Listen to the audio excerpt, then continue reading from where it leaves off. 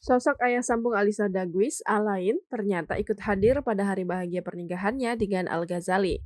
Meski tak banyak tersorot kamera, Alain rupanya ada di sela-sela tamu yang turut menghadiri pernikahan putri istrinya, Risa Dewi. Tampil mengenakan beskap Jawa, Alain ternyata berpose mesra bersama ibu Alisa Dagwis seperti unggahan yang dibagikannya di Instagram pribadinya, @alain_006. Alain bahkan ikut berbahagia dengan membagikan potret-potret cantik Alisa Dagwis. Tak banyak yang tahu, rupanya Risa Dewi telah menikah lagi setelah bercerai dari Richard Dagwis pada 2008 silam. Kendati bercerai, hubungan Risa Dewi dan Richard Dagwis masih terjalin baik. Begitu pula hubungan Richard dengan suami mantan istrinya, Alain. Tampak dalam potret-potret yang dibagikan oleh Risa di Instagramnya, Alain ikut serta dalam liburan keluarga Risa Dewi, Richard Dagwis, dan anak-anaknya.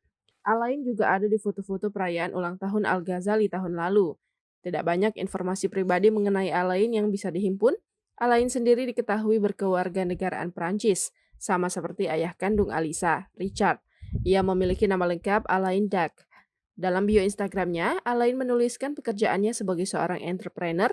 Tak diketahui pasti kapan Alain dan Risa Dewi menikah.